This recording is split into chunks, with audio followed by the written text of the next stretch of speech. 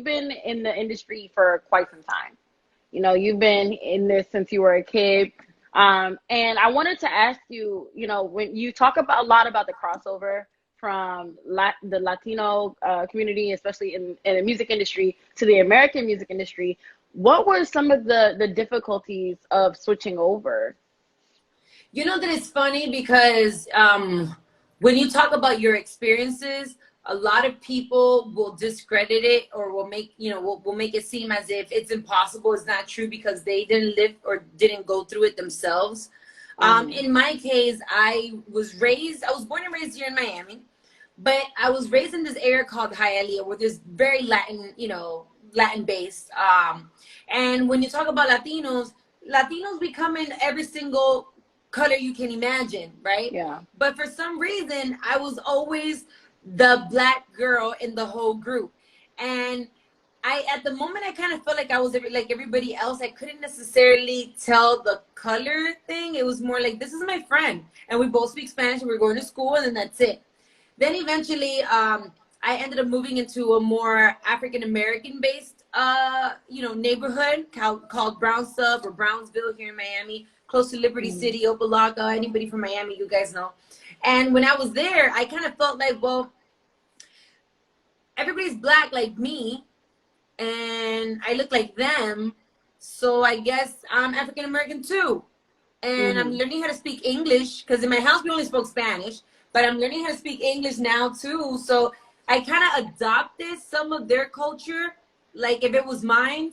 So I think that also growing up, not necessarily knowing or understanding where you fit, was one of those things that kind of helped me build my character. And I'm grateful for those experiences, because getting into the entertainment industry, I started when I was 4 years old, and I suffered a lot of discrimination. I just never understood what it was at the moment. They never knew where to place me. They would put me in the back. They would put me in the middle, but not based off my talent. It was just because you're black, you're kind of messing up the choreography. You don't fit in. So I had a lot of those situations. I had the, I know a lot of black women have heard that, you're pretty for being black. I heard the, you have good features. You have more European features. Don't mess it up by having kids with a black person. You have to better the race. I mean, I've heard it all. Yeah. Yeah. Well, I wanted to ask specifically, we talk about, well, I've seen a couple of your interviews, and you talk about how it was a little bit difficult for you to switch in the music industry from being just a Latina, singer and artist, and coming into the mainstream American music industry. And I know that Love and Hip Hop was kind of like your foot in the door to getting into the American industry. But did you see any? Did you have any difficulties or anything like that when it came to coming into the American music industry? Because I know we're tough. I know we're who are you telling? Who are you? We not nice. Well, I'll tell you this much. Honestly, I have to say that I am grateful, because I did receive a lot of love from the African American community, from the American community overall. I received a lot of love. I received a lot of support. But at the same time, a lot of the same people that I was trying to uplift, and a lot of the same people that I was trying to, break doors and barriers for, were the same people mainly, and I don't like to generalize, but I'll say like this. There were a lot of black women specifically that felt the need to come up with this. I'm taking melanin shots. I'm doing blackface. You and your nappy ass hair, or you and your dingy ass afro, or you and your whatever. But then I felt like, well, when you're wearing your horse hair, I don't say anything. Okay. When you're over here rocking, your rainbow hair, with all due respect, I don't criticize that. Yeah. But if I were to rock an afro, which is the closest thing to my natural hair, which is one of the things that makes me the proudest, it makes you feel uncomfortable. Right. I just didn't understand how, instead of uplifting what I'm doing, which is good for you, which is good for us, which it shows that, I love who I am, the texture of my hair, the melanin in my skin, all these things. Those were the same people that were criticizing and trying to make me feel bad and trying to encourage others not to support me. So, there are moments, because you can't generalize and say everybody, but there's a lot of, you know, haters, of course. Yeah, yeah. And I mean, people just discriminate and they question and they hate on things that they don't quite understand. So, you know, when we see what we've seen in in American industry and American media, when it comes to a Latina, it's, you know, a lighter skin, nice, silky, long hair. You know, that's what we've been Yes, used to because seeing. they're exotic. Yeah, yeah. So that's what we've been used to seeing. So when somebody is on the scene who has this big ass fro and has this beautiful dark chocolate skin, and she's telling us that she's speaking Spanish, she's telling us she's Latina, there's so many people that are just gonna be like, excuse me? Like Right. what do you mean? Like she's what? What? Hmm. So yeah, I think I think you handled that well though. Especially using love and hip hop, what I can say that I admire about you is that using love and hip hop as a platform for the most part to speak about the differences and injustices that people like you have gone through. Hmm. And I like that you've begun to become an activist in that, and then amongst many other things. So where did you find your passion to start speaking out for those who don't have a voice? Well, I've been an activist since I was 17. I have Hmm. spoken about this my whole life because I grew up in the entertainment industry. I started as a child star. It wasn't until Love and Hip Hop that the American market got to know me. But I've been Yeah. doing this for years. Um, and yeah, I mean, I think that I'll be honest. What really got me into my activism, I was about 16, 17 years old, maybe a little bit younger. And I was in school. You know how every year they have Black History Month, and I never really cared for it. I'm gonna be honest. I just didn't. It was just Uh-huh. like I just want to pass class. So yeah, Yeah. I'm Martin Luther King. Blah, blah, blah. Yeah, whatever.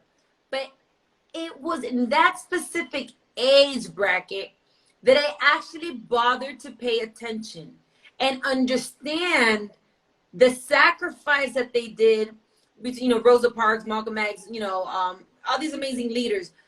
It was that moment where I actually said, wait, this is hitting home for me. Like I'm understanding, like they did that for us. Like, so basically if it wasn't because of all these leaders, we wouldn't be here. We wouldn't be Yeah. free this way. It took that stage in my mind because I was young, you know what I mean? Like Yeah. 15, 16. It took that stage in my mind for me to be like, oh, I see how that worked. So seeing that, you know, there wasn't anybody that I could look up to in my community that looked like myself. And I always talk about Celia Cruz because she was a one Black female artist that made it internationally that I kind of looked, you know, that was Black. Hmm. I just felt like, you know what? I want to do something about it. I want to be that person for other people too. Whenever I get famous, or even if I don't get famous, I want to start talking about it and I want to start protesting. And I started with my mom.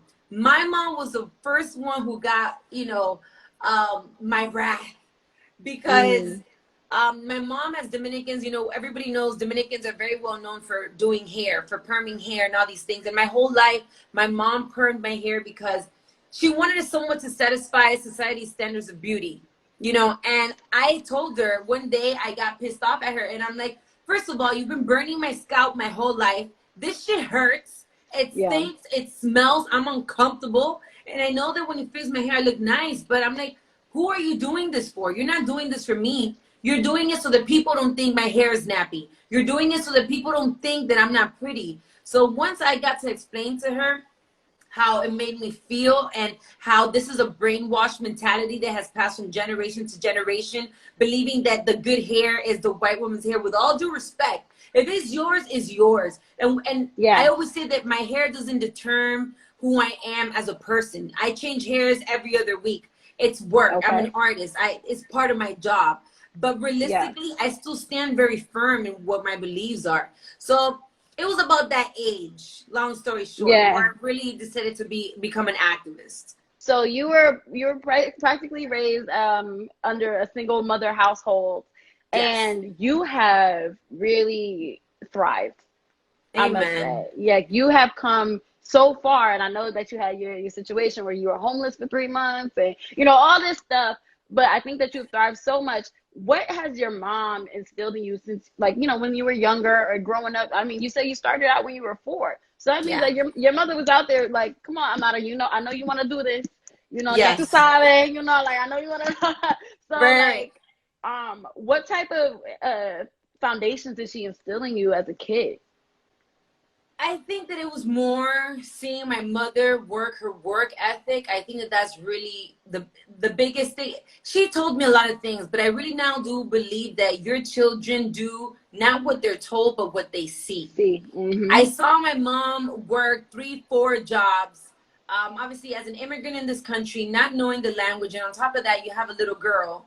You know, she had to work so hard, and then on top of that, I'm like, oh, mom, I want to be famous. I want to be an artist. So it was like, damn, now on top of that, I got to put you in singing classes, acting classes, modeling classes, all the classes. You know, she got an extra part-time job just to pay for my classes because she believed in me. And that's why whenever I see a parent, I always tell them, listen, if your child is talented, don't tell them no. Don't tell them that they can't do that. Don't try to make them do or become what you want for them. Encourage and motivate them, and do whatever you can to support them, because you don't know what your child will become tomorrow. right. So I believe that there's so many talented people out here in the world that they never gave them an opportunity. And that's why, you know, they're stuck being unhappy and having to do something that they may not like, you know, and I understand that. But my mom supported me so much, and I saw her working so much, and that's why my work ethic is crazy. I work like a beast. I'm the first one there, the last one to leave. Whenever I don't know something, I'm always willing to learn. I'm the one that does the extra thing. Like, Yeah. everybody's like, why are you doing that? Leave me alone. I just need to do it for myself because I need to know that I can do it. So Right. I believe that doing all those things has gotten me to where I am. My mom, like I said, has been my biggest support system. I also believe to a certain extent the fact that I didn't grow up with any family. And I just did a post yesterday. I was like, I never knew, I still don't know what it is to have any brothers or sisters or a grandparent or cousins or anything, because the only person I knew was my mom. So I think that also that builds your character. You have to become strong. You're always in a defense mode, but it's just the way that life builds your character. So I am grateful for the way that my mom raised me. And I tell her that the day that I have children, I want her to raise them the same way she did me. Beat their ass the same way you did me. It worked. Yes, yes. You know, you sound like me though, saying that like if you keep pushing yourself to learn something. What's your sign, girl? What's your sign? I'm a Libra. The balance. I'm a Libra too. Hey, friend. Wait, what day?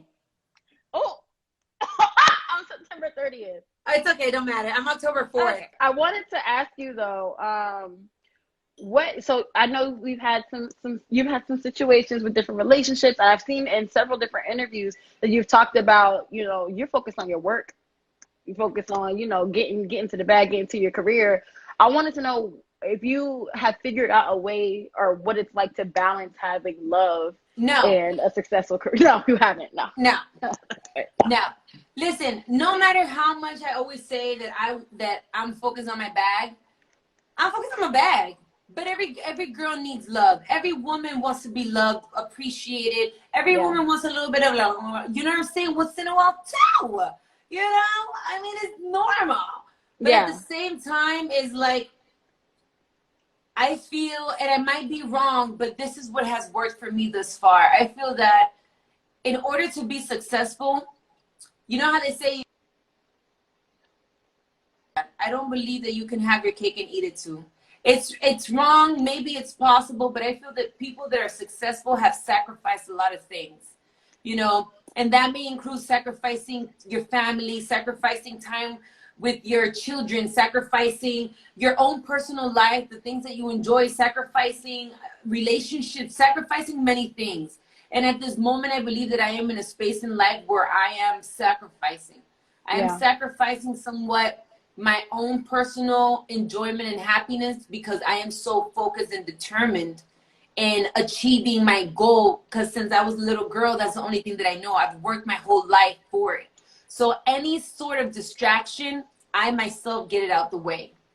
So it's like I feel that in due time, I'll be able to balance it off. Or if I find someone that can understand that I am with a woman that is determined, that was born with a purpose. And till she accomplished that purpose, I am going to be in her life, but I know that I have to adapt and I have to work around it.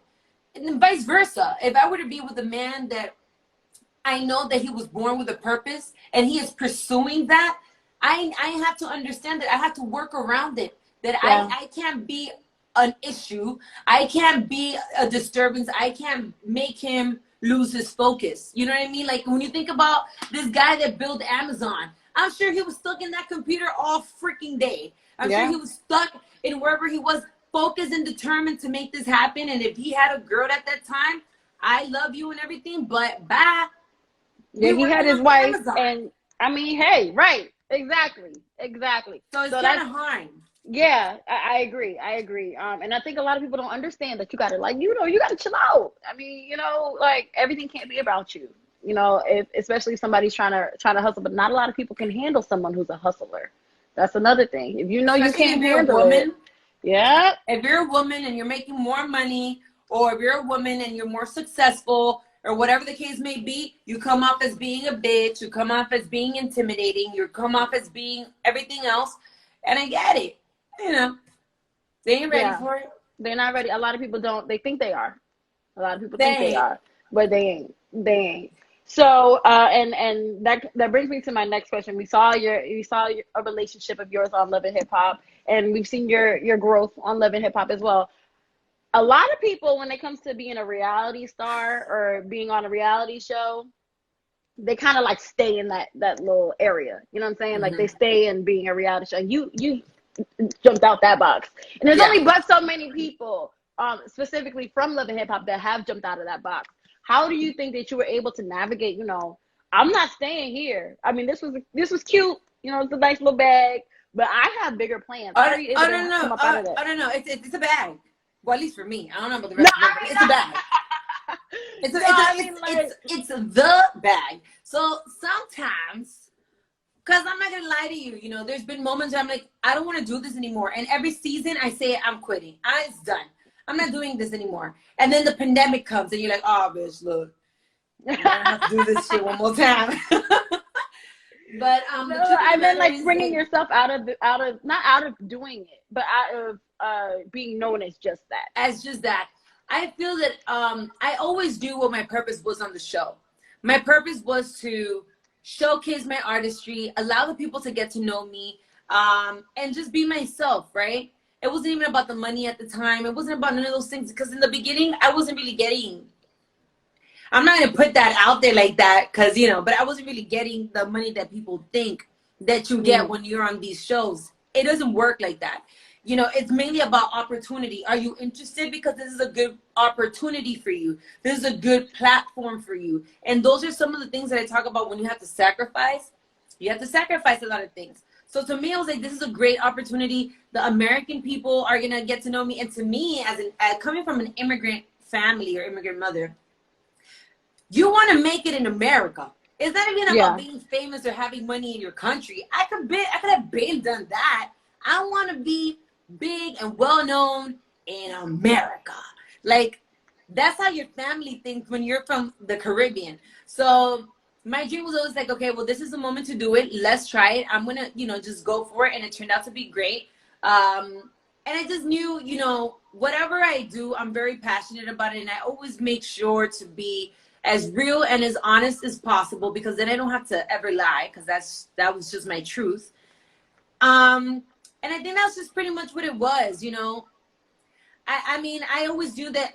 I never wanted to be a reality star. I'm just using the platform, But I guess when it became the breakout star and Love and Hip Hop, people obviously still know me for Love and Hip Hop. So, that's just part of it. Yeah, but I mean, you've gotten so many different opportunities from that, though. Because, like you said, people in America know you from Love and Hip Hop, and now you've been in stuff on Netflix. You know what I'm saying? Yes. You out here getting HBO now, which, by the way, Friday, guys, don't miss on HBO Latino. Habla, Se Habla. Don't miss it. I posted on my page. Go check it out. It's a great documentary about the Latin community, and in my case, I speak about the Afro Latino community. So we do HBO, we do movies. I'm an author. I have a children's book available on Amazon.com, Barnes and Nobles. I'm working on my own skincare line now, which I'm really excited about. I stay busy. I A stay busy. queen. A queen. I actually have some hair from her giving hair. You know, it's so funny. I got a little pack because I ordered a little, this is on me, but before this was Okay. on me, I had to put a little something in it. It's okay. And I had a little, I pulled it out and I was like, oh, that's Amada. I was like, oh, because your little picture was in a little bag. I was like, oh, go ahead, girl. It was How you cute, right? doing? Yeah, so you out here get into the bag, and we absolutely love it. A woman with several streams of income, that's so very important. Not just having one thing and I think that's where a lot of people who come into the music industry get a little messed up. They're like, oh, I'm about to make this music. I'm gonna be rich off my music. And It don't work. and right now, to be honest, I don't really have like the team, and it's okay. People go through it. But imagine if I had a team. Like if I had a team like other artists that I see, because everybody has their own blessings. And I'm not in any shape or form being envious, But I do wonder if I really had a team that backed me up the way that I see that they back up other artists. Do you know where I would be in life right now? This is me hustling and me being who I am and blah, blah, blah. I'm not going to lie. In due time, I did have, a team. Unfortunately, things happen and I currently don't have it and I'm still thriving. And eventually I pray and I hope that I get back into a space where I do have a team that works with me. But it's hard to do it solo, but not impossible, but it is harder, of course. And everything happens for a reason. Every God's plan is its own plan. And it might, this might be something for you specifically where it's like, Amada needs to learn how to do this first before she's able to flourish and do, everything has a chapter. Everything is not always in your vision. There's always a higher vision, a bigger path than you. So you know what? You're gonna make it regardless. You know what I'm saying? You're gonna get up there regardless. Amen. Lord, please listen to this girl. Because you're gonna get up there. And it's all in due time. I've seen your success grow. I've seen your growth. I've seen your success. And I know that you're special. You're special. Amen. You weren't put here, and on our TVs, on our phones, in our lives for nothing. Like you're not speaking out and having your voice be heard for nothing. Amen. Amen to and that. That's what a lot of people may not be able to grasp that yet. But I speak about that all the time, and I say, you know what? My biggest blessing is that the day that I die, I want to be remembered. Like that's my legacy. The day that I die, I want to know that my life mattered. I want to know that my life impacted other people, that it impacted the world, that it broke barriers, that it opened opportunities, that I want to be that person in the history books or years from now, people will be like, once upon a time in like 2020, there was this girl called Amara La Negra, and that girl was talking about this, and thanks to all the things that she was doing, now a whole bunch of Black Afro Latinas or a whole bunch of Black girls are perceived and viewed differently, and now you guys have an opportunity to do these things, because no one did that for us. Right. And I think that I've seen so many Latina women that I've grown up with or that I've just seen, on social media start accepting, being an Afro Latina. You know what I'm saying? And I don't think, and not to shade anybody, it's no shade, but I don't think I've ever seen that until you came on our scene. Like I genuinely don't think I've ever seen anybody really grasp, I'm Black and I am also Latina.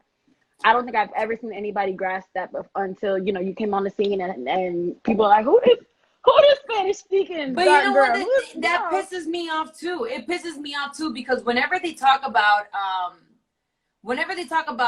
Black people, I somewhat kind of feel a little bit bad because I don't be feeling like they trying to include us in there. Like, for example, never generalizing, because I hate to generalize. I can't say a whole community, but there's people that when they talk about Black people or injustices that happen in amongst Black people, they kind of count us off because you're Latin, so y'all don't count. I'm like, hold up. When a cop sees us, they see this. They see the first thing they see is that I'm Black. They don't be looking at, she's Dominican, she's Puerto Rican, she's Colombian, you Black. So to me, it's like whenever they talk about Black movements or injustices that happened amongst the Black community, classism, racial issues, whatever, I don't be feeling like they include the Latinos that are Black as well. Then I was asked this. I was asked by somebody else, why is it that Latinos don't identify themselves as Black? Mm. Then here was my explanation, and this is only but my personal understanding based off my personal experiences. Mm-hmm. For a very long time, whenever I was asked, are you Black? I'm like, no, I'm Dominican. Because automatically in your mind, when you come to the United States, you learn here that you are divided. Yeah. You're Caucasian, you are Black, which we're talking about race, but for those that perceive it in those standards, are you Hispanic? Are you Latin? Are you Asian? Are you Native American? Are you blah, blah, blah, blah, blah. Mm-hmm. Okay. In our country, we just say we're Dominican.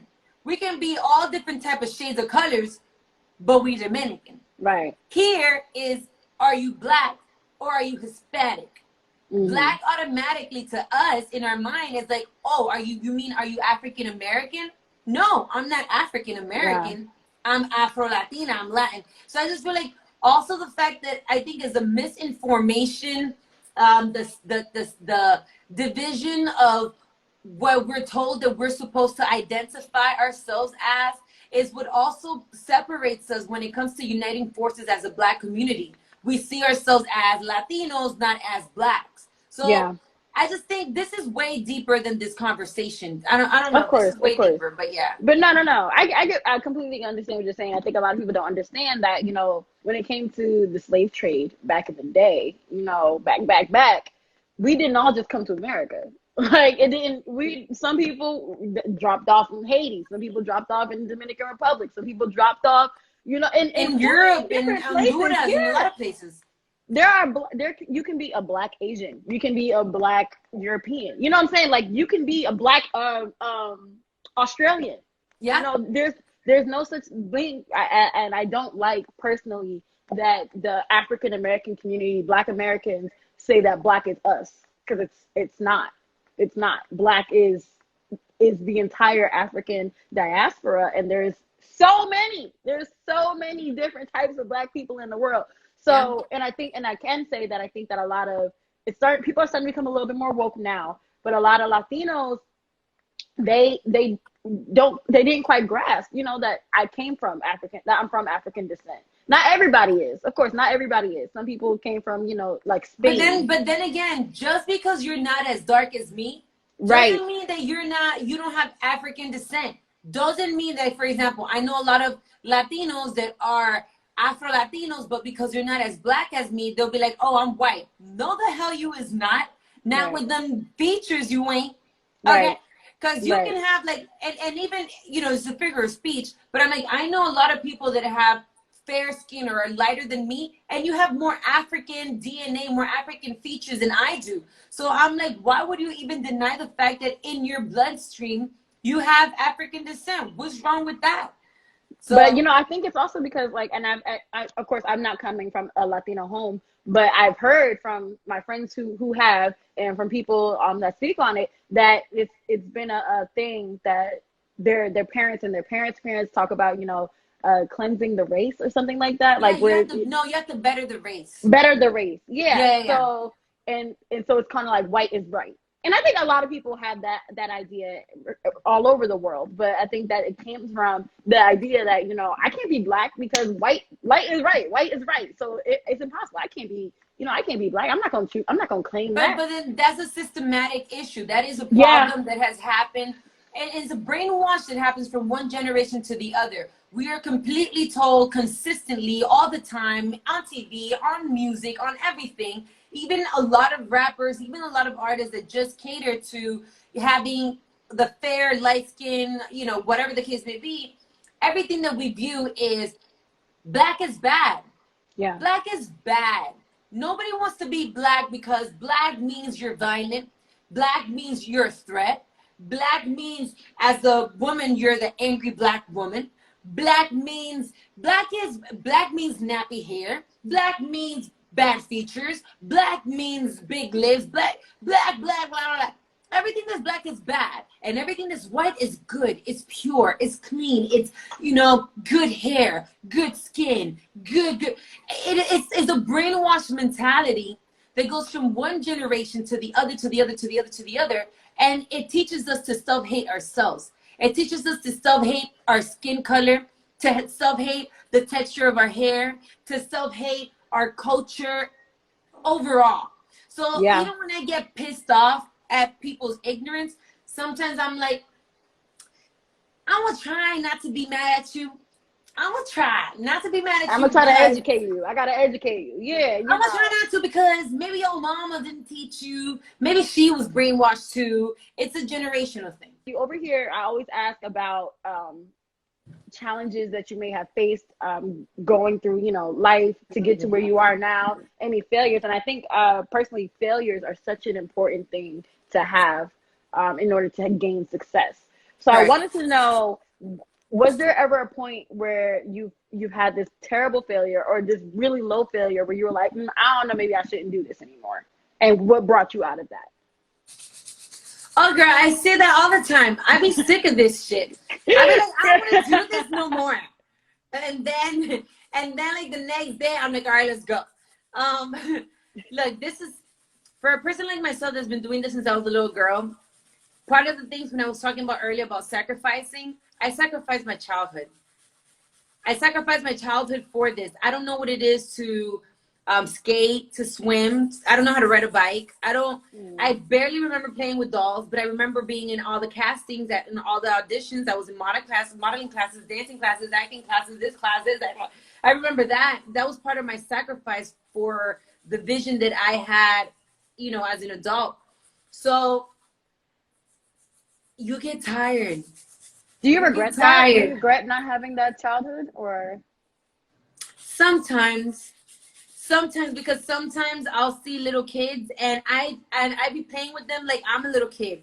It's almost like that part of me didn't get to grow or didn't get to like do those things. So I have a really big heart for the kids, and you know, between you and I love baby dolls, and I play with baby dolls like they're real, and people will look at me like, what the hell is wrong with you? And within my heart, I still see myself like a little girl when it comes to those things, because I never got to live that, and I never got to play with brothers or sisters or cousins or nothing. So there's a part of me that misses those things, and I always say that one day when I have children, I'll be able to release that, you know? Yeah. But I've been doing this my whole life, and I'm tired a lot of times, and it's overwhelming a lot of times, and sometimes you question the reasons why you haven't made it, you know, as quickly as other artists have made it that started like 2 years ago. Or you find yourself like, you know, you somewhat comparing those artists that you didn't prepare yourself, you didn't study, you didn't take any classes, you don't know anything, and you made it. And I'm over here reading books and taking classes and doing all types of stuff. But I feel like, you know what, this is my path. Not everybody's path is the same, and it doesn't mean that you have to go in the same speed. I've been able to accomplish a lot of great things for myself that a lot of people that have more years than I haven't been able to accomplish. And you yourself have to be in that space where you understand that it's okay to be in the space that you're in, that you shouldn't feel bad about it. So do I get tired? Yeah. Has it been moments that I haven't wanted to do this? All the time, but I get right back on my horse because I'm very determined, and I can't feel like so much work that I put in, I'm just gonna let it go down the drain because I'm tired. Bitch, if you don't get your ass up right now and get back into this right now, okay. I'm like, my mom depends on me, the people that love and support me depend on me. You know, I can't fail them. I can't do that to them, and I can't do it to myself either. So yeah, you know, I've had my moments, but I'm still here. We love it. I'm so excited to see what Amara La Negra has for us in the future. What is coming up? Are we allowed to speak about some things that might be coming down the pipeline? Well, I just hosted Premio Juventud, which is a very big award for the Latin community. It's like the MTV Awards. I'm gonna be doing Tu Cara Me Suena on Univision. I'm gonna be hosting as well, which is like, oh my God, what's the name in English? I believe Nick Cannon does it. It's that TV show where people wear masks and you have to kind of figure out who's singing. Masked What's the name? Singer. The Who? Masked Singer. The Masked Right. Singer. So Yeah. I'm hosting. I'm going to be one of the hosts for that as well. I'm working on my skincare line. I'm working on releasing music. As a matter of fact, now in October, I'm going to be releasing a song called "Not Tonight." That it basically talks about domestic abuse. And I was told that during quarantine, the domestic abuse rates have gone all the way up to the roof because obviously you're stuck in the same household 24/7. And I wanted to be able to do something for them as well. I'm working on doing my own music as well. My second edition to my children's book, I'm working on that as well. I'm working on a lot of things. And just because I'm not posting 24/7, I just kind of feel like 2020 is already, I don't want to say it's trash, but let's just throw it away. I just want to start again in 2021. Yeah. Can we like restart? This year didn't count too much. Yeah, no, I agree. Like, can we skip past it? I'm okay. Yeah, let's skip it. Let's just start again in 2021, and then I'll bring out all the great things I've been working on. Yeah. Well, I'm so excited to see everything. First of all, we love a girl that's working. We love a girl that's getting to the bag. Okay. We love it. We love it. We love it. I love it. Amara, I'm so happy. I'm glad that we've been able to chat. My Libra sister. Yes, Libra gang. So, our birthdays are coming up. Y'all want to drop a little something? No, I'm joking. That's right. Drop it in the Cash App. Okay. I'm accepting gifts via Cash App and Zelle. Okay. But Amada, thank you so much for joining us today. I've had a grand time with you. I'm so looking, like I said, sister. This is literally we gotta like do the look beginning. alike a little bit. We kind of look. Are you sure we're not cousins or something? I mean, we could be. You could be. You know what I'm saying? Oh my God, maybe you are my cousin. Because, like I said, I don't know. So I don't know. Like, really, because you could be. Okay, because look, I was reading the comments and people were like, "Oh my God, you guys kind of looking like a little bit." Let me make a call. And we Libra sisters. Come on. Okay, come on now. You were born. Let me see. 5 years and 4 days before me. Yep. There you go. See? I mean, it's in the cards. It's in the cards. I see it in spirit. All right. Well, girl, I've had a grand time with you. I'm Likewise. looking forward to chatting and seeing whatever you have coming up, girl.